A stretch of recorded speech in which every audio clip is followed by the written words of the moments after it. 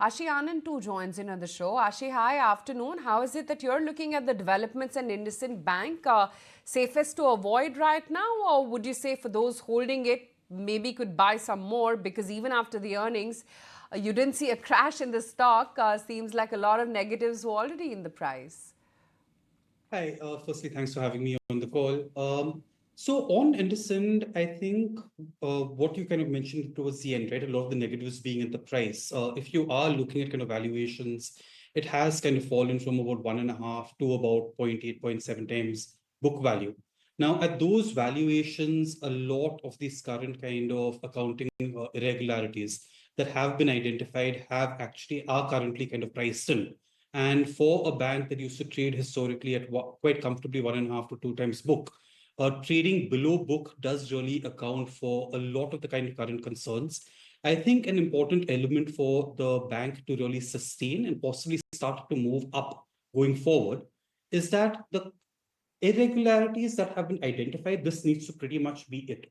Now, with a kind of clear management transition plan, the old management that was responsible for some of these issues having kind of resigned, new management slated to come in. The bank does have kind of good positives in terms of its long-term franchise strength. And as the new management comes in and you start to kind of see the recovery, we think the stock could kind of do reasonably well going forward.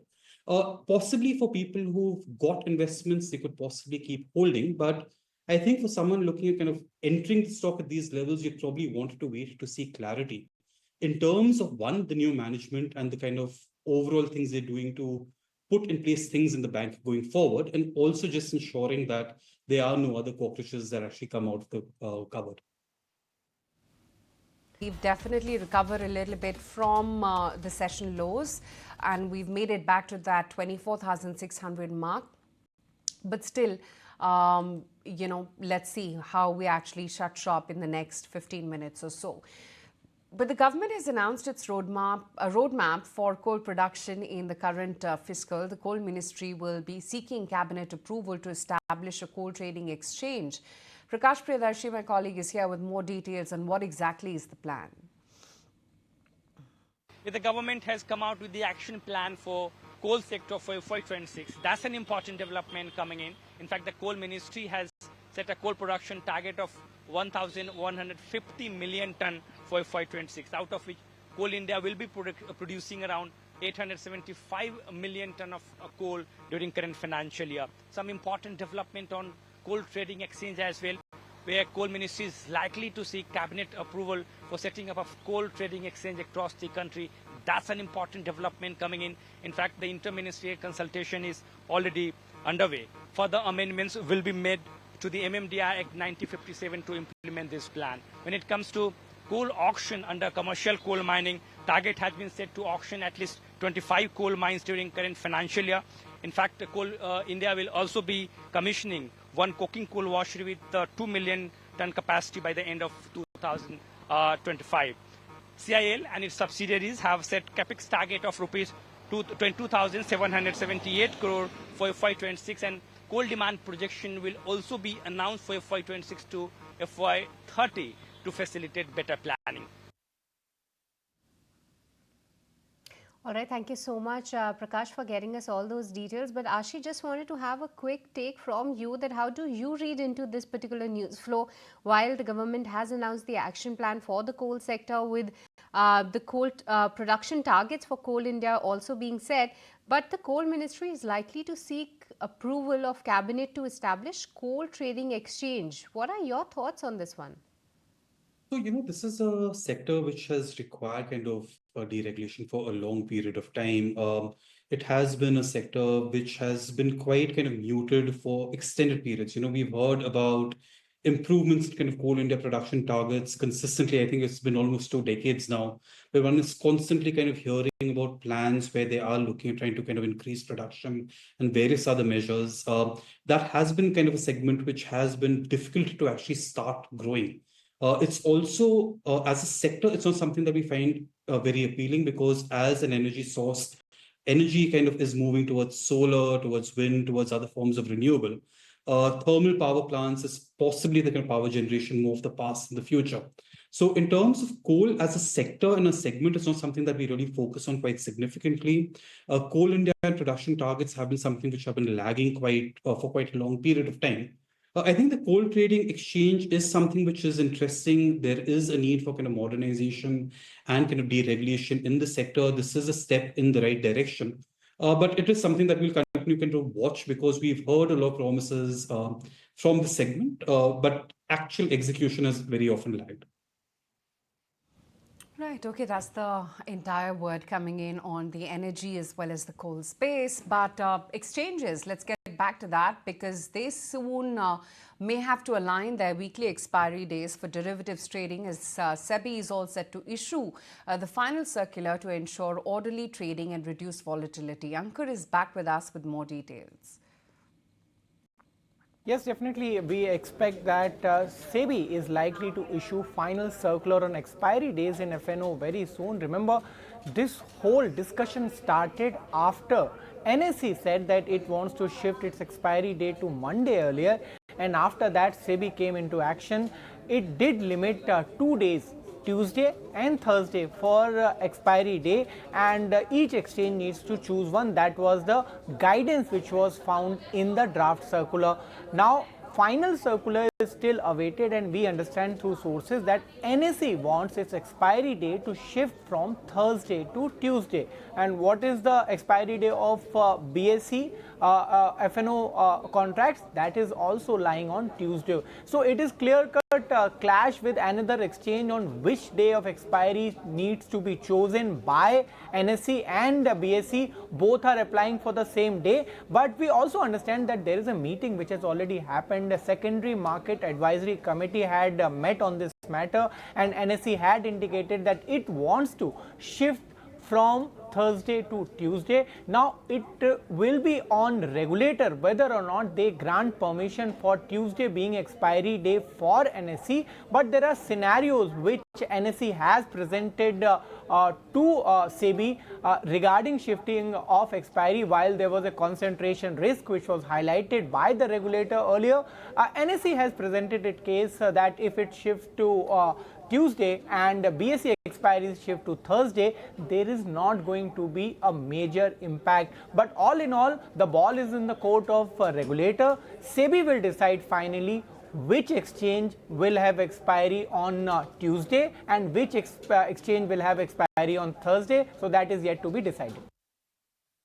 No, I think the RBI is looking into that. Whatever the SEBI has to do in relation to whatever SEBI's remit is, SEBI is doing. Which NSE IPO, I think all I can say is that if all the outstanding issues will be resolved and we will move forward. So by when? Is there any timeline on it? Can't give you the timeline, but I think we should soon be doing it.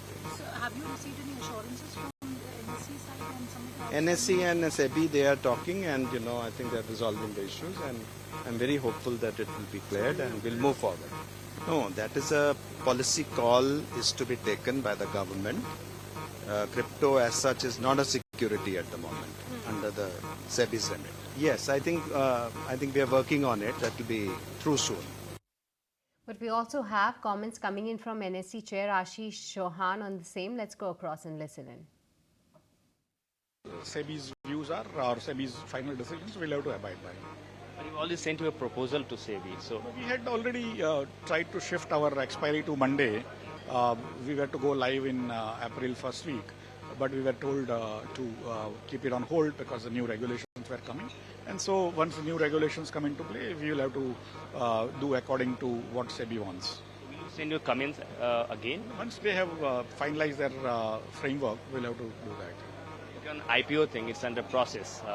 And of course, SEBI chairman said that the NSE officials and SEBI officials are under discussions and this could be materialized soon. So what's the update on that?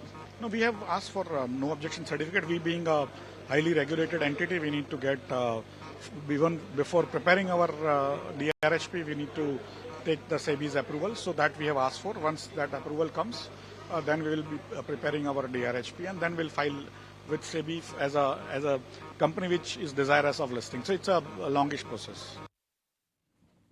Right. Ashi, we've often talked about the entire capital market theme, not just exchanges, but AMCs, brokerages, etc. Where within the listed pool do you still find value and you would still think that one can put fresh money to work?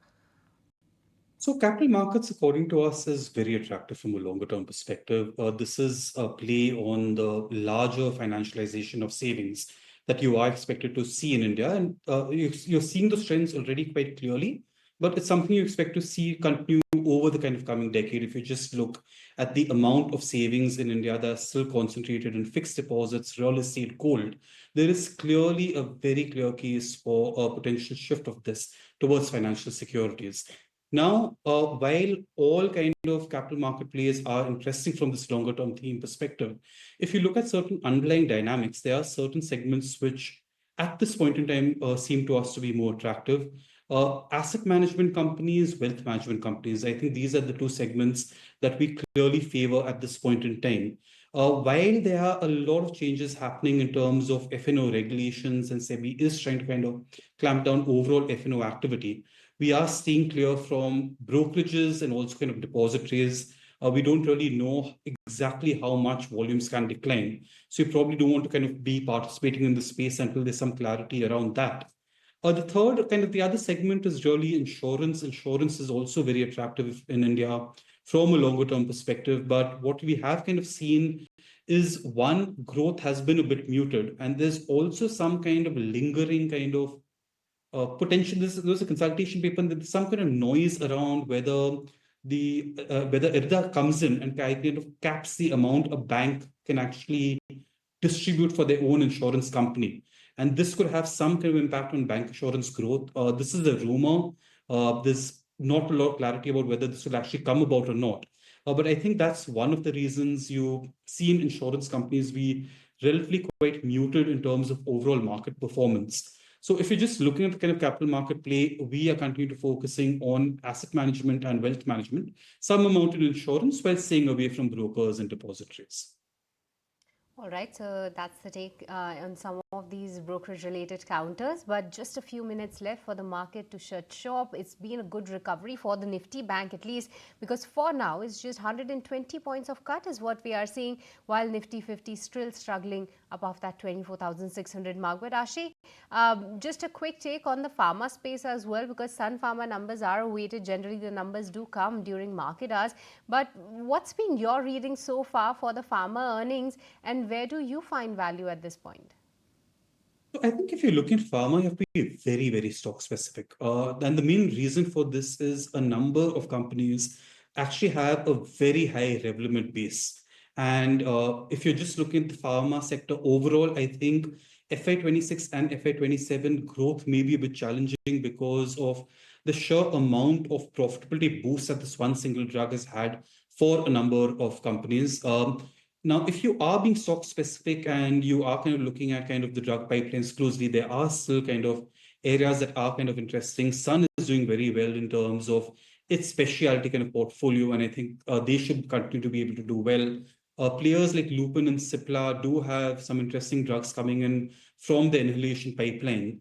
I think if you just go forward 1 year, the whole GLP opportunity really opens up from a non-developed market perspective.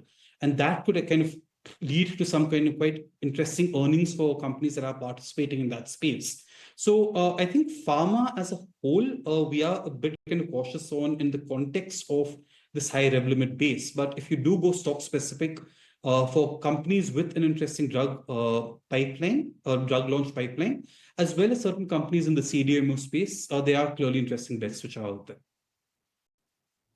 Right. Okay, Ashi, great to have you on the show. Thanks as always for your time. And just minutes to go before we